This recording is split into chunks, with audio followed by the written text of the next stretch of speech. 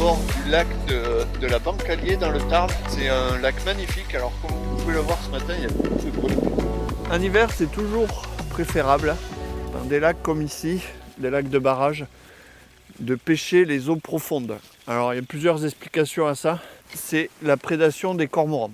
Les poissons se mettent à l'abri, les poissons fourrage, typiquement c'est la cible des pêcheurs au feeder, donc tout ce qui est gardon, plaquettes, se mettent à l'abri des cormorans en descendant dans les profondeurs, à une profondeur où les cormorans ne peuvent pas aller. La deuxième, c'est le refroidissement des eaux.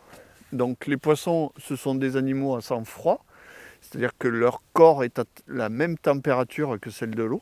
Donc quand l'eau avoisine les 5 degrés, les poissons limitent énormément leur mouvement parce que ça consomme beaucoup d'énergie et de ce fait, ils se mettent en dormance et on va aller les pêcher là où ils se trouvent. Ça, c'est vraiment important parce que en fait, cette espèce de dormance va les empêcher de se déplacer et de rejoindre le coup que vous avez amorcé si vous n'êtes pas au bon endroit. Ça explique pourquoi en hiver, les poissons mettent tant de temps à rentrer sur les coups et à se déplacer. Une place que j'ai sondée, donc j'ai placé sur ma canne d'amorçage un petit plomb de 30 grammes. J'ai fait plusieurs lancers et j'ai trouvé 14 secondes de descente. Donc ce plomb met 14 secondes à 44 mètres pour toucher le fond. Donc c'est à peu près, on va dire, à peu près 14 mètres d'eau, environ. Donc c'est une profondeur très importante, mais en même temps c'est la condition, comme je vous ai expliqué, pour prendre ces poissons aujourd'hui. Donc là j'ai attaqué ma phase d'amorçage. J'ai utilisé des gros feeders plein d'amorces. Alors j'ai mis beaucoup d'amorces et de fouillis au départ. Les cages sont parties comme ça. Vraiment très soft, on va dire. Le but c'est d'attirer les poissons, de les faire se déplacer et d'arriver sur ce coup. Et après, une fois qu'ils seront bien installés, je vais rajouter des èches pour essayer de les prendre. Allez, encore une cage. Je fais mon montage ensuite.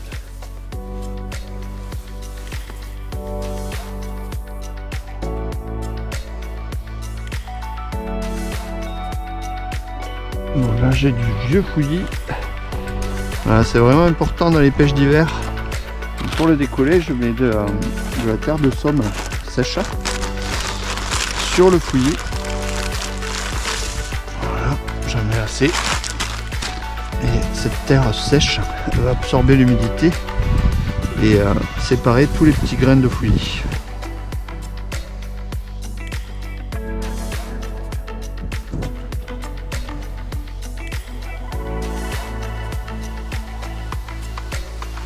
Bon, je vais vous présenter le montage que je vais réaliser aujourd'hui pour cette pêche en eau profonde. Donc, je rappelle à 14 mètres d'eau sur le coup à 40 mètres.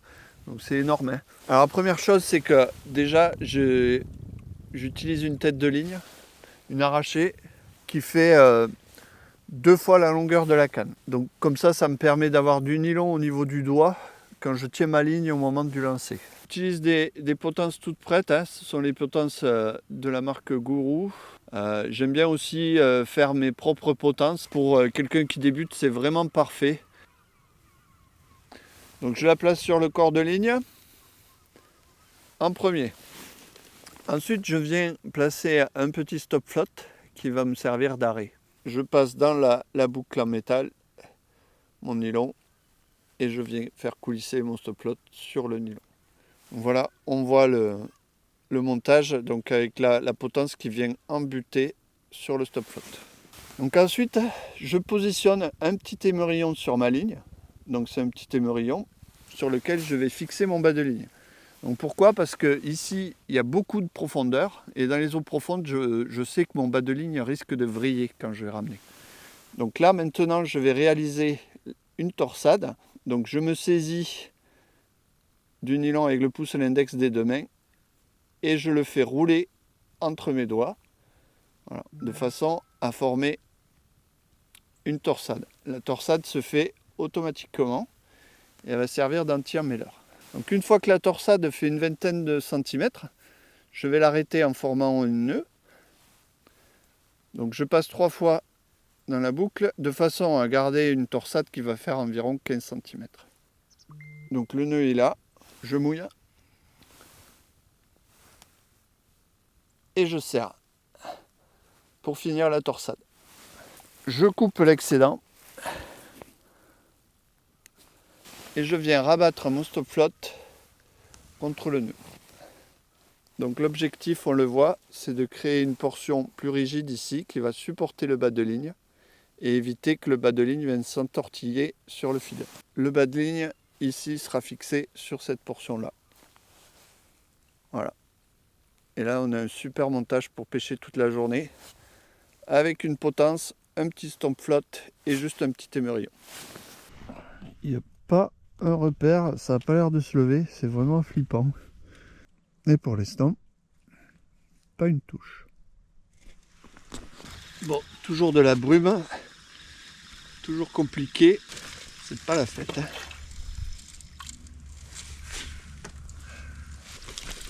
Et surtout, il commence à faire vraiment froid.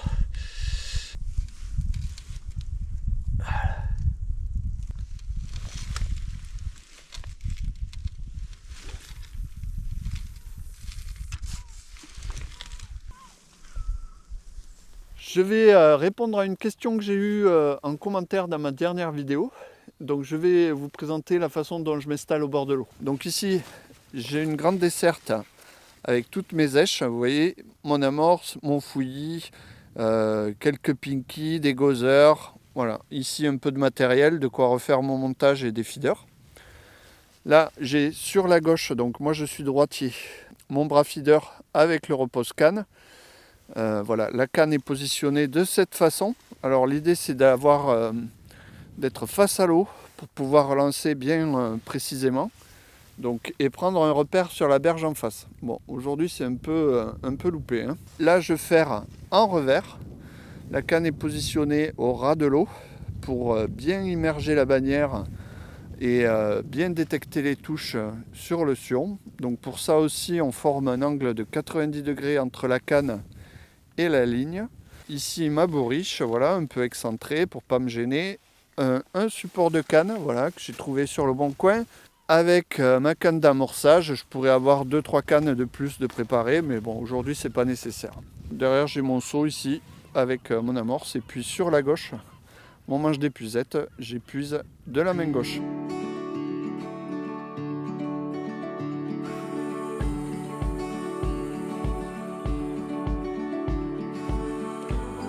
Bon, c'est encore pire à la brume, vous avez vu, ça se lève pas du tout. Ça va vraiment être compliqué pour être précis aujourd'hui et prendre son repère en face.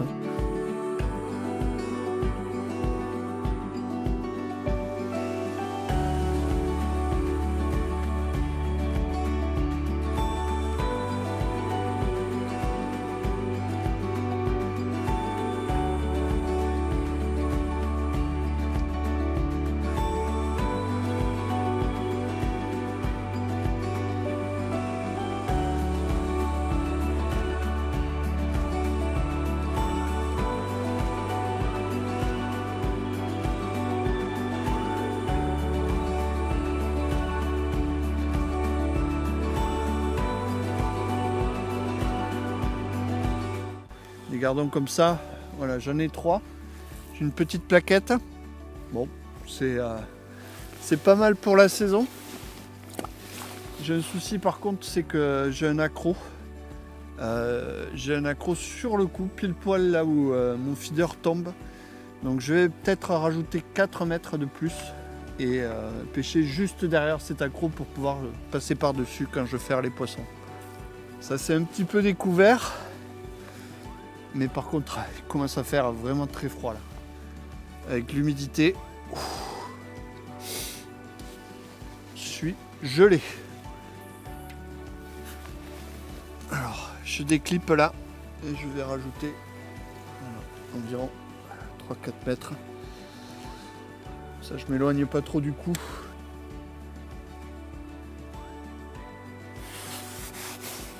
Voilà, c'est pas cousu les touches, hein. C'est pas la folie quand même. Hein. Ce temps couvert là, ça favorise pas le réchauffement de l'atmosphère, hein, je vous le dis. Wow. C'est de plus en plus gros. Regardez la taille de ce poisson. Voilà, ça part comme ça avec le window feeder fermé.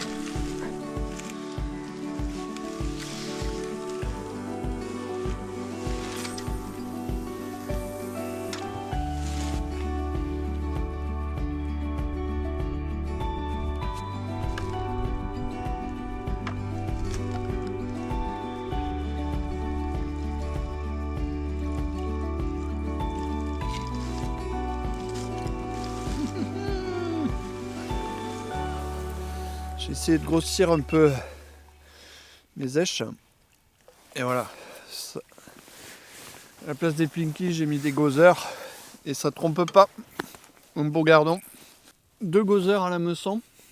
Donc on va rester là-dessus. On va voir si on arrive à faire des plus jolis gardons qu'avec les Pinky.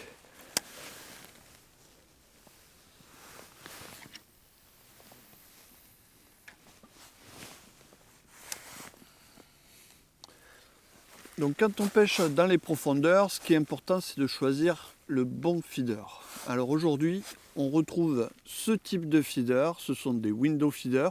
Donc on voit le corps est grillagé. Alors quel est l'avantage de ce type de feeder pour pêcher dans les eaux profondes? Eh bien tout simplement, on va avoir ici quand même avec ce grillage, cette grille, l'attraction de l'amorce qui va pouvoir travailler tout au long de la descente du feeder vers le fond, mais aussi avec cette ouverture qui est assez minime, cette fenêtre, on va pouvoir conserver les èches à l'intérieur du corps du feeder jusqu'à ce qu'il arrive sur le fond.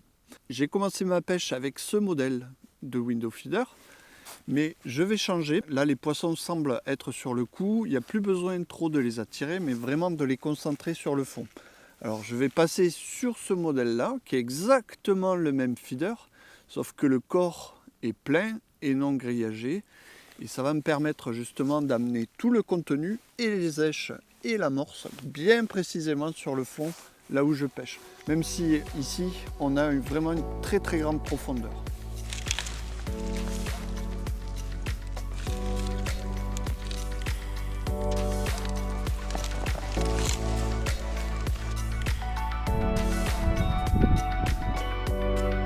Regardez la taille de ce gardon. Franchement, c'est de mieux en mieux. Ça vaut le coup de pêcher aussi profond pour prendre des poissons aussi gros. Hein. Mais bon, c'est comme ça, les pêches d'hiver. Il faut savoir se contenter de ce qu'il y a. Cette fois-ci, un poil plus joli. Un tout petit gardon d'hiver. Voilà. Mais c'est vrai que pour pêcher 40 mètres dans 10 mètres ou 15 mètres d'eau, bon, on s'attendrait à avoir des poissons un peu plus gros. Mais bon, c'est comme ça, faut faire avec.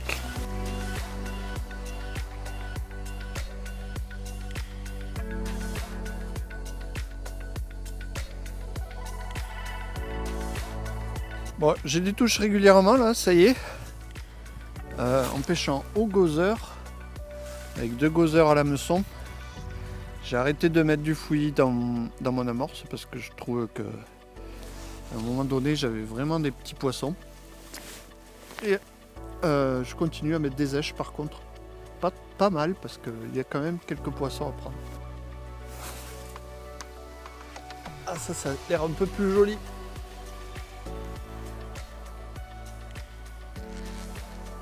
Ouais, c'est un joli gardon. Un joli gardon. Waouh.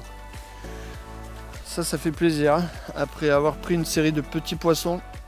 Voilà, un beau gardon. Des profondeurs, des abysses.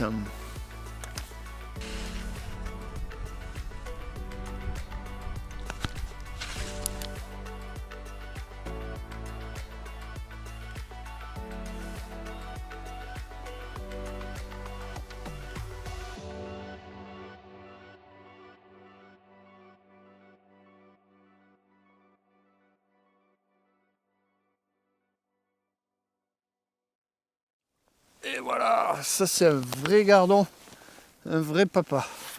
Ça fait plaisir. Hein. Alors ce que j'ai fait pour essayer de faire grossir ces poissons, j'ai quand même... Déjà je pêche au gozer, à la meçon. Et ensuite, j'ai mis plus d'èches dans mes cages. Voilà, ça grossit un peu, hein. C'est pas aussi petit que tout à l'heure, hein. C'est quand même un poil plus gros. Voilà, ça fait plaisir. On voit ce poisson qui a perdu ses couleurs avec la saison hivernale.